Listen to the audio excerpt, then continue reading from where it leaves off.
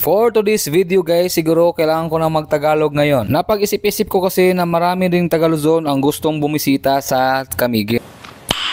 Nice.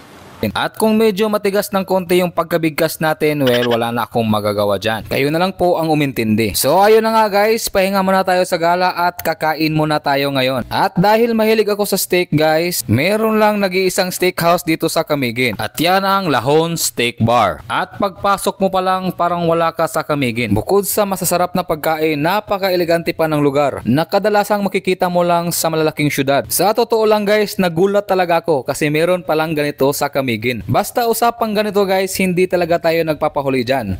Titikman talaga natin kung anong meron dito sa Lahon Steak Bar. At dahil dyan guys, hindi tayo pipili ng makikita lang natin sa tabi-tabi.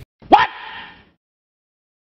Pipiliin talaga natin yung pinaka best seller nila, yung pinakamahal kasi pinakamayabang tayo ngayon. Kasi ako ang bida rito. Kami ang bida rito kasi akin ang page na to. Yeah, boy. Syempre guys, masarap talagang kumain pag pinaghirapan mo yung pera. Yung ikaw mismo yung kumayod, ikaw mismo yung naghirap, ikaw mismo nagtrabaho sa pera na yan. Kasi anak tayo ng mahirap, galing tayo sa hirap at hindi tayo anak ng kontraktor.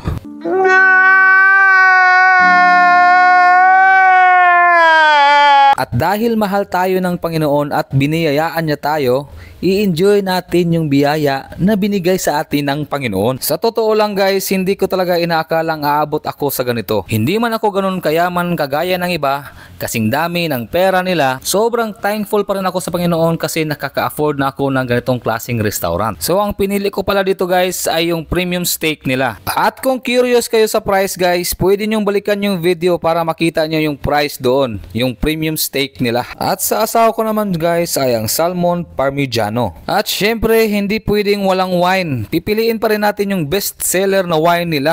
At syempre hindi pwedeng isang klaseng wine lang guys. Pula talaga yan at puti para sabay-sabay nating matikman, di ba? At syempre guys, bago natin babakbakan yung pagkain, dapat tayong magpasalamat sa talagang nagbigay nito. Salamat talaga Lord sa mga biyayang binigay mo sa amin at sa mga oportunidad na makatikim na ganitong klaseng pagkain. At ito na nga guys, unang kagat para sa lahat. Usapan na. Lami kayo.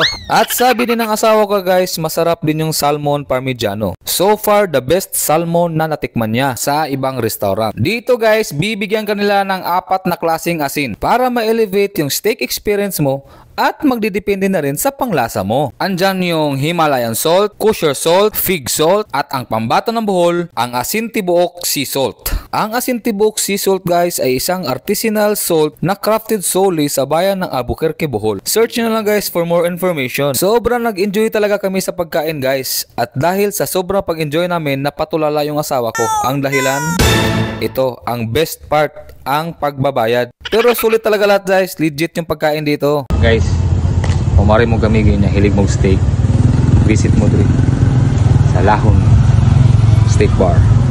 Legit. Steak.